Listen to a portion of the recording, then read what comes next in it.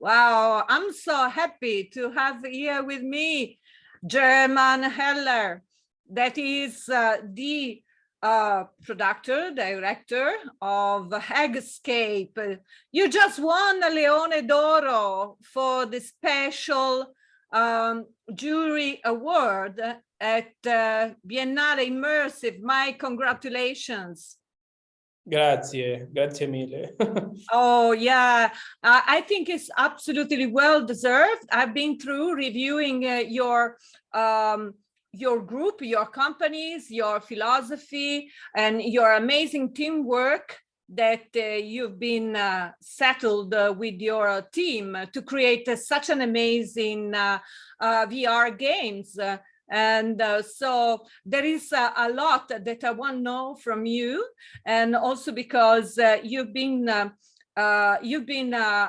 protagonist, one of the king of Biennale Immersive, so that it would be really interesting to, first of all, as you based this game on funny eggs, how the hell you conceived this?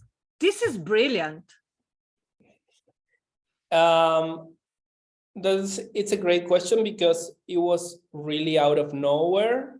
Like I was just talking to my brother because we were brainstorming about funny creatures that they are always like in the verge of failing and in situations that are very difficult with very little tools to solve them, and they don't know why they're there, they don't know how they got there, but they're just there, and they have like very little chances of survival, and it was such a funny scene of like, oh shit, and you see that there's going to be an alien attack, there's like many things are going to happen, and it's kind of like a metaphor of like humanity and how fragile and vulnerable we are to the constant threats all around us in this planet that we have, so many ways that we can die, and that we can, so many ways that we can fail, not even die, like that is the ultimate failure, but like yeah.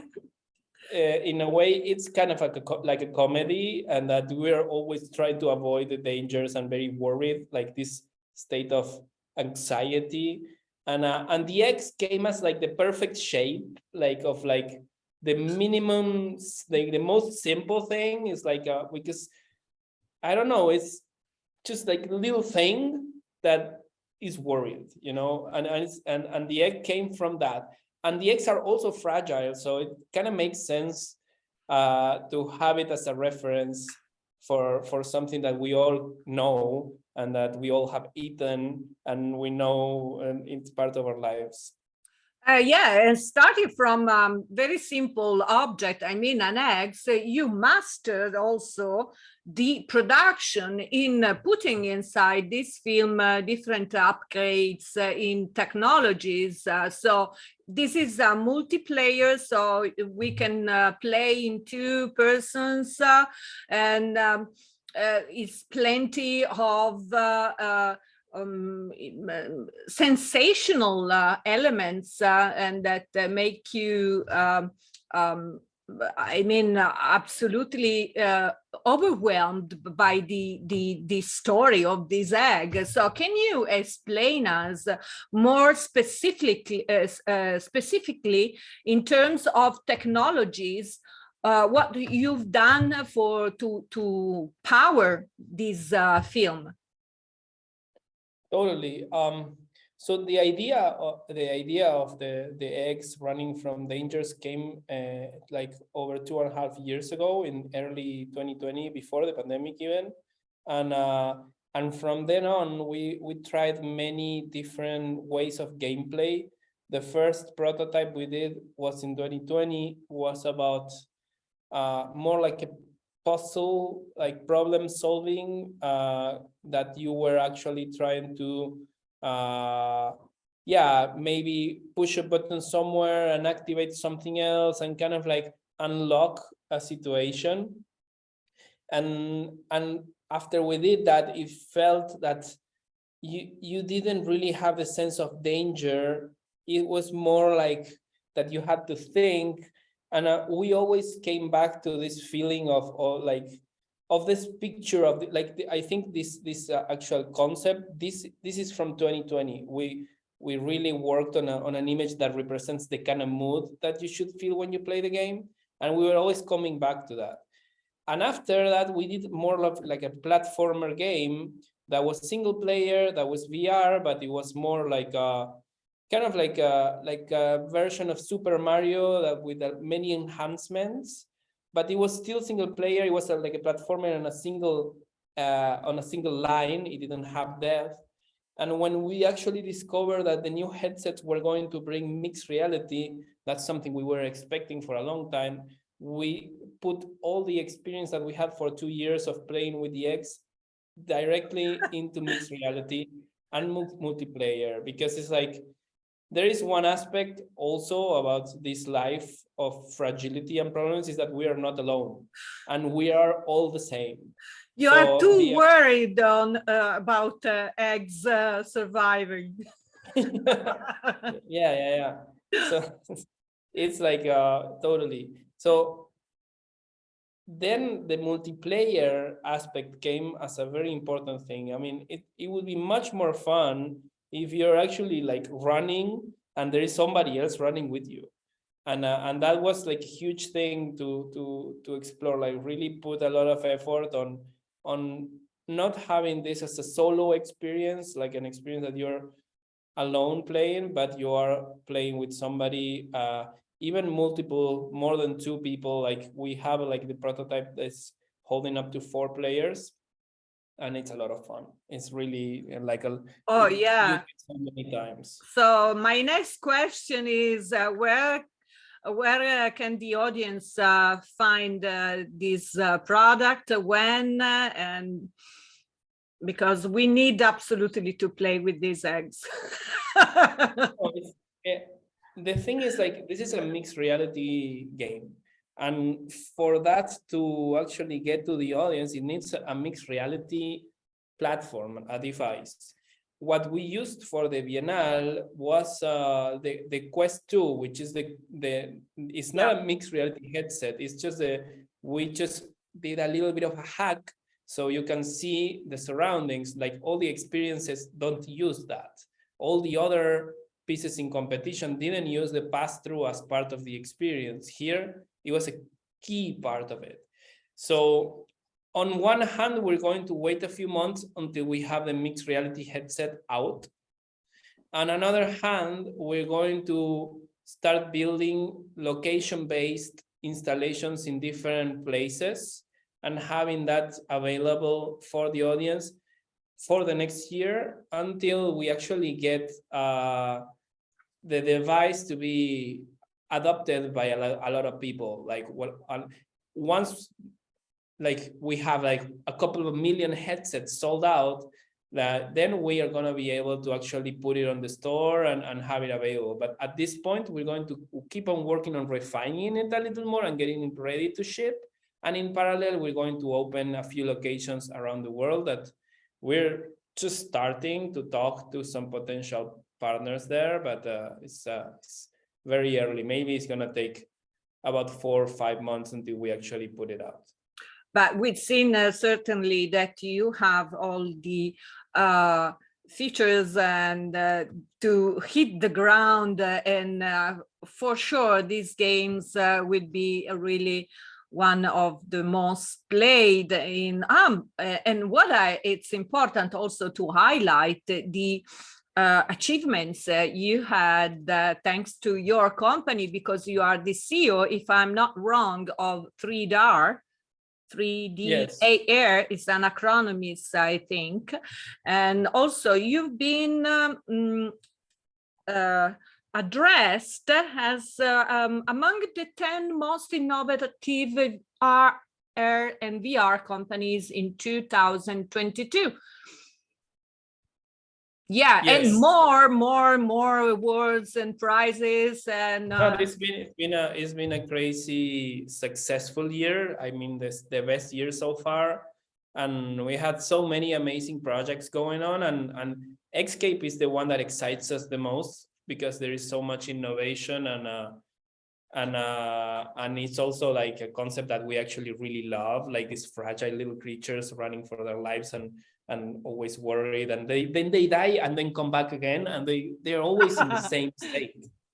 Because that is also a funny thing, because we are always worried about what's going to come, but then what happened in the past, oh, it wasn't that bad. Like we don't care about that anymore. Yeah, like, also the mindset I think is brilliant, because you make the audience think, okay, you don't have to cry for heavy things that happens in your life, but there is always a chance to move on, and I think this is really powerful. And moreover, I want to highlight another project that you produced along with, so you follow the steps of the activism of Leonardo DiCaprio, and helping him in the production of Heart.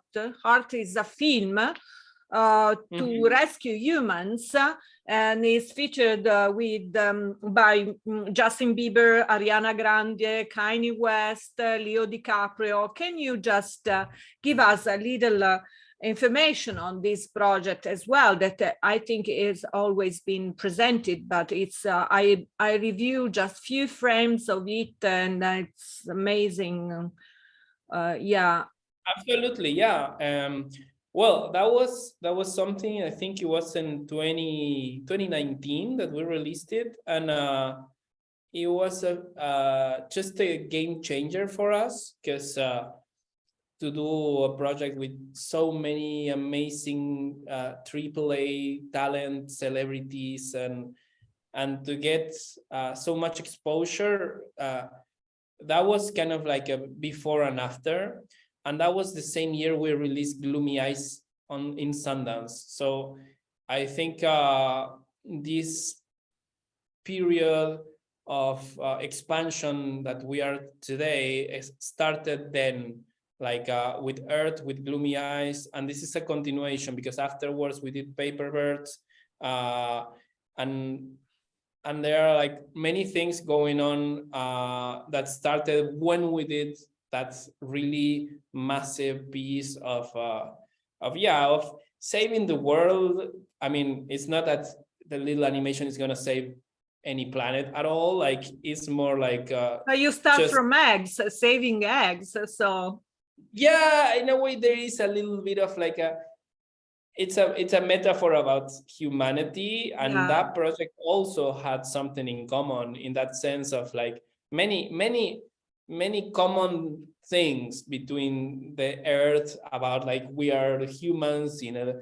like kind of like seeing ourselves from the distance, because when we're lost in our day-to-day things, and we kind of like lose perspective. And definitely. both projects, they actually bring this this invitation to have a little more perspective, and to look at ourselves, laugh about ourselves as well, because there's the humor factor is also present in the X and in the Earth project. It's like, I saw. Come on, like, it's not that we have just to be grumpy and suffer or lecture like an old high school teacher, and it's more about like, let's wake up a little bit, and we don't have to punish ourselves and suffer. Like, we already do that in so many ways. So it's just like, let's just laugh, you know. I definitely on the same side as you. I mean, I have the same philosophy, and I wanted also to ask you this: has reviewing in your on the web and your papers, the first things that the press highlight about you is that you're, first of all, German Heller film producer. So you try not to be too much related to one project on one field, but it seems that you are open to investigate more and everything that could be animations. Am I right? Yeah, completely. Like, because, you know, like what we are working on with this game is like creating a world, like in a sense of creating a language, creating characters. It's like creating stories, and that can also be a movie, that can also be a short film, that can also be like a picture like the one you have behind, because there's a lot of storytelling in everything we do. And although this is a mixed reality game, and it's a very much a game, there's going to be a lot of storytelling injected in every little part of it, like the way like the characters are. We're always trying to create really relatable and you know, characters that actually make us happy or make us laugh, or that we can also relate. Because when we did Paperverse, it was a different, complete different mood. It was this like lonely little boy that was playing music by himself, and is in all this sensitive universe, and it was a complete different feel, but in a way it's another character, it's another part of ourselves. So now we're exploring this part of ourselves, the part that is always like paranoid about potential catastrophes, and like so it's a very, very fun part of us. So I will say at this point, I will ask you about your party,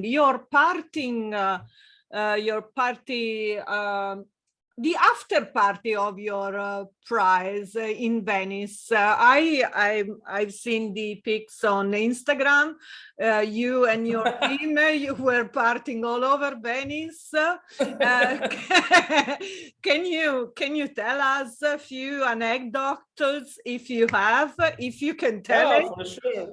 Yes. So the party, the gala was stunning and amazing, and to be there, to be there on stage and in the movie theater, that was like unforgettable and wonderful. But when the festival really explodes, like in celebration, is when you actually go back to the workers and to the team, and the whole team that has been working the whole festival there, and there is a party at the island.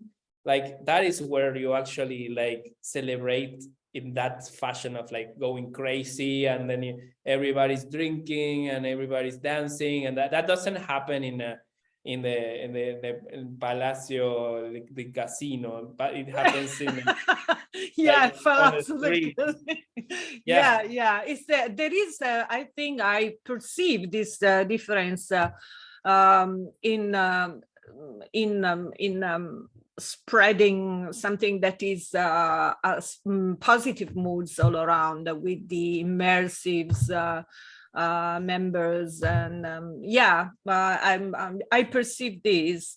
So I will put on the descriptions your site and all the information about this fantastic film and games and works you've done. So I really hope to see you one day in person. And what about the next edition of Biennale? Will you be there?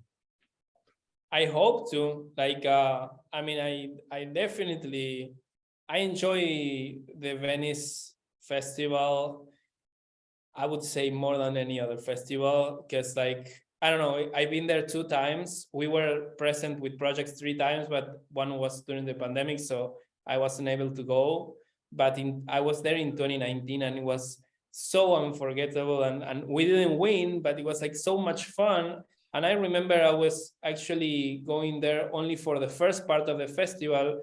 And when I was leaving, I got to the airport and I was doing the check-in, and I told the person at the counter, wait, can I change my ticket? Like, how much is it to change the ticket? I don't want to go. And it's like, it's like $400. I'll take it. And then I changed my ticket at the counter, and I took the Vaporetto back to the island and spent the whole straight away. festival. So I love it. I love the city, and I love the history of the city, and I love the festival too. I really like the way Immersive is being like taken care of by the curators. Lisa and Michelle are really good leaders of that area of the festival, and I admire what they're doing. So yeah, looking forward to going back for sure. Okay, I think you went straight to the point, and also I have a little present for you. Is this? Oh, thank you. Because I've been reviewing so much the production, and I said at lunchtime, I say, oh, you know what I would like to eat? Eggs. So your work has been done perfectly. So I hope to talk to you in the future again. Stay there. And I would say to everybody, thank you for watching us. This was the Leone d'Oro German Helle EGGSCAPE from Biennale Immersive Venezia. Ciao. Thank you, German. Ciao, ciao, ciao, bacio.